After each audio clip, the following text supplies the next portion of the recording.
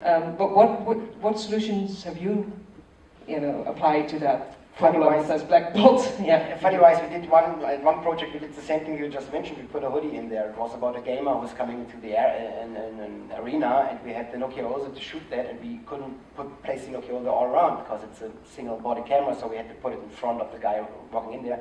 The only solution afterwards, we could have used his face, but we didn't like it, and then we thought like putting a hoodie that fits to the gamer. So it could fit, but it depends on the story, of course. The other thing is, I don't know, if there's any possibility to in-paint, you can try that. But I think if you're having a moving character all the time, it'll be a hard work. So I don't know if it's so important, or you can stay with the black dot or put some extra information in there, your logo. Sometimes people are putting it in the back, into the nadir part, because they want to paint out the tripod. So it really depends on the visuals and on the story what you can use. But yeah, I really could solve it as well. Okay. I can show you the project later. Yeah, we had another question up here. I had the same question as her and another one, so I got that one. And it's regarding rigs with multi-cameras versus cameras that has like 180 lens, two of them, because when you're shooting in like a moving car, for instance, how difficult it is, because I only worked with like single cameras, never worked with complex rigs, how difficult it is to match the motion, because it's a lot of cameras and we know the rigs are still being kind of developed, and the oscillation in each camera tends to be different. So how do you deal with that in post-production? Because that must be complete chaos. It is actually, yes. Thanks for that question. We worked on that issue for years, I would say. Like, as I said, we worked a lot in the automotive industry, or still working there. We are pretty happy that we have the Nokia Ozo now, to be honest. It's a short answer on that, because it's a single body camera, it's a global shutter in there. So, and you have 8 2K sensors in there, so the resolution is proper.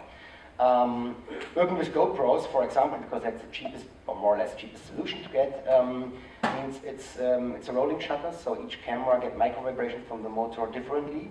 You can't really fix that. You have different shutter speeds, because you can't fix that, and you can't put that manually on the cameras, so the images look different, quite different. And if you have like 6 or 7 cameras, what you need to get a proper resolution of 3840 by 2160, what it is for a Samsung Gear, you need so many cameras, and to sync them afterwards, it's pretty cumbersome. To say, like, you can Google or go on YouTube, and there is a smart virtual experience test drive with a smart cabriolet in Miami. We shot 3 days with 7 GoPros that time. It's like 1 and a little bit year ago. And we took, I don't know if it was 2 or 3 artists, but for 6 weeks in post-production to bring these 90 seconds of content together. So, talking about budgets and so on, it's much better to look for a little bit more expensive single body camera, and don't spend more than 1 week in post-production, which would be comparable to the same thing. Yeah. We have time for one last short question. Up here, and I'm running. Oh, but this is very good work, actually. I only humped a lot of gear today, so I need the cardio as well. Hi, just a short question about stabilizers. Do you use kind of Canyon and gyro stabilizers for handheld stabilizing up 360? Yes and no.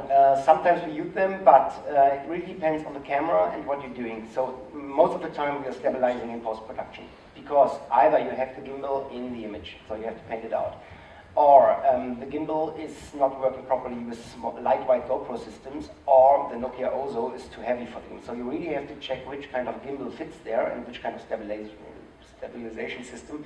For car commercials, like for the one we just talked about, we used something that was counterweights. We took out of Audi Q7 to get these vibrations a little bit out. We put them under a cheese plate, and on top of the cheese plate, the camera. So it's something that's not a gimbal that you buy like that, but you think about how to stabilize the overall system right now with pieces that you can get somewhere out of the automotive industry, because it's the same issue they solved there. But gimbals and so on are very limited useful for us right now, because it's just something else you have to paint out, and it doesn't really solve you all the problems. If you drive with the car, you have the wind, the gimbals always get issues, and the GoPros are too lightweight. much, Xuefei, for coming all the way Thanks for having me. from Berlin. I hope we meet there again. Hopefully, January,